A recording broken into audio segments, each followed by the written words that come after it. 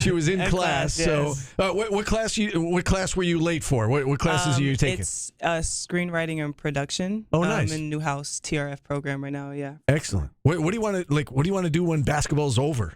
I've talked about this a few times. I think where I'm gearing more towards is probably having my own media company. Nice. I just love creating content and doing YouTube and podcasts and things like that. So I think that's kind of where my like interest is gonna fall. So. I got to ask you because I know it's going to come up in the chat. It came up in the chat the other day. They said, "Will she take Steve's class?" So I teach a class in Newhouse for sports reporting and anchoring. Oh, that would be awesome. Is that something that you would be interested in? Will I potentially see you in the spring? Maybe if it aligns with my schedule, only because I don't think I want to go broadcasting route. Gotcha. But I mean, I'd always stop by. Let me tell you this: it's an automatic A. You say that, but that's not true. We've had a few people on who did not get an A in the class. No, he's pretty good. If you work hard, it's an A. And that's fair. I have a feeling you work hard. I do. Being a Division I athlete and where you've gotten. So, talk to us about your basketball journey and how you ended up. How'd you end up here at Syracuse? Oh, it's a long journey. But to summarize it, committed to UCLA out of high school, then transferred to USC. Didn't work out like my last year. Got my degree though, and just kind of wanted a new environment. Wanted to be closer to family because I'm really from the East Coast. Family's on the East Coast, and it just kind of worked out perfectly. Coach Jack actually really recruited me hard coming out of high school. Didn't go just because, no disrespect to Buffalo, but, and it just didn't work out. And I think, how the full circle came around, especially with my dad playing at Syracuse and my mom being from Syracuse, and it's just kind of full circle moment. But I mean, my journey's been ups and downs, but I think it's really just prepared me to just be here where my feet are at right now and just, ready to have a big season at Syracuse. And it is no disrespect to Buffalo because we had Coach Jack on a couple weeks ago and your name came up and she said exactly what you said. We recruit her very hard, but let's be honest, she wasn't coming to Buffalo. So she didn't take offense to it. And she obviously still thinks very highly of you. Awesome. Give us a scouting report on your game if you had to kind of describe the type of player you are.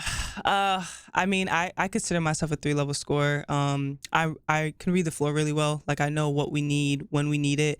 I know how to get my teammates involved. I would consider myself more of a playmaker more than just like a point guard or a scoring guard, just because I can do both. On the defensive end, I love to bring the intensity, start the press or start the defensive pressure to make sure that our opponents are not comfortable. And then I think ultimately I'm just a leader on the court. I have a big voice, and I've been in college for 4 or 5 years, so I kind of know like what's needed from a coach, from a team standpoint. I've been at really big winning programs, so.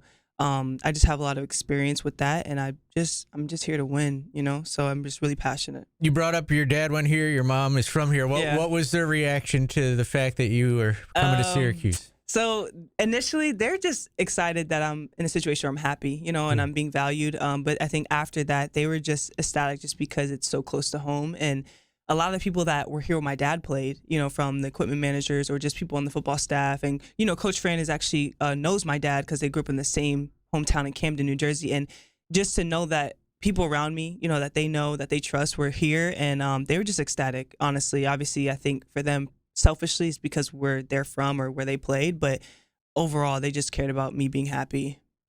I know Liv told you this, but way back when I first started doing radio here, me and your dad were doing a show together, and we both were learning on the fly. We'd never done talk radio before, and we were kind of figuring it out together. I haven't talked to him in a few years, I'll be honest with you, but I love your dad. Yes. What's he up to now? Bring us up to date. He's retired now, and honestly, I would consider he's just a girl dad. So my other 2 sisters, we are doing different things. My sister works in NFL films, and he just really supportive for us. He's actually in New Jersey right now. He was just up here a few weeks ago to help me move in, and he's just living his best life, honestly. Fishing, bowling, he's just learning all these random skills, and I think he's just enjoying retirement. I'm just happy for him, and he's just kind of there for me for whatever I need: wisdom, knowledge, support, encouragement.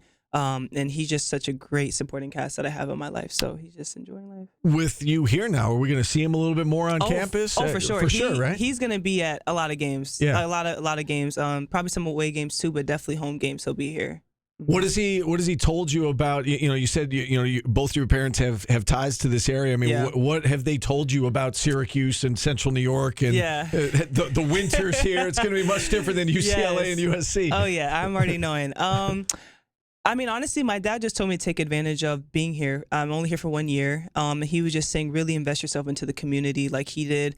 He was just always giving praise to just the people that work here, that are from here, the community here. And he just really wants me to take advantage of every opportunity I have and just enjoying it, being in the moment. Obviously, basketball is like the priority, but at the same time, build connections, build relationships with your professors, with your coaches, with classmates, and people that ultimately will take you throughout your career and even after your career. So really just building those strong relationships. I know you've been working out with the team here for a few weeks now. Everybody seems to be back on campus. Mm-hmm. What are your impressions of this squad that you've got? Yeah, we're going to be good. I've been at 2 top programs, and I've seen high-level players, even with myself, and just we work. Like, I think that's been the recipe for success at the programs I've been at. Just work. You just put your head down, you work, and I think on top of that, you have fun while you do it. There's times where we're running a mile, we're running 200s, we're running 400s, and it sucks, but there's no shortcut to work. And just the fact that we enjoy it being there, and we enjoy holding each other accountable and just having fun, and even with the hard stuff,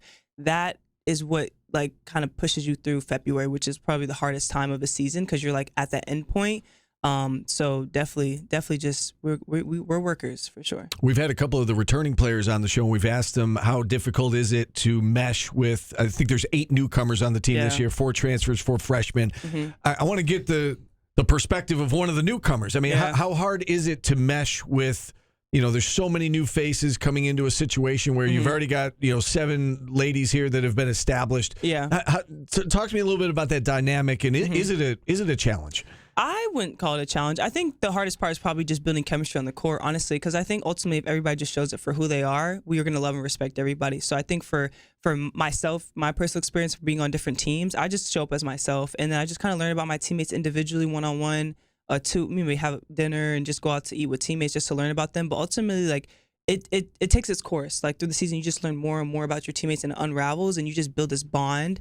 And I wouldn't say it's hard. I think the hardest part is just putting everything together. You told us a little bit about what you're studying. Tell us a little bit more about Dominique away from basketball, a little bit about yourself. Yeah, so I have a podcast, I have a YouTube channel, and I'm just really passionate about telling stories. I knew I kind of mentioned like that I do, YouTube and things like that, but I really started because I just wanted people to kind of learn about my journey. I've been through a lot as an athlete and just like in life, and I feel like those life lessons I wanted to tell other people and just share. And so my YouTube channel is really just to inspire, bring people along the journey. I know this year is going to be a really big year, and I'm excited about it, but knowing like the steps and the obstacles I had to come through. And then the podcast side, I just love telling other people's stories. I know people are interested about, what I've been through, but it's like bring other athletes and potentially coaches on there and just interviewing them and learning about their journey. Where can people find your stuff?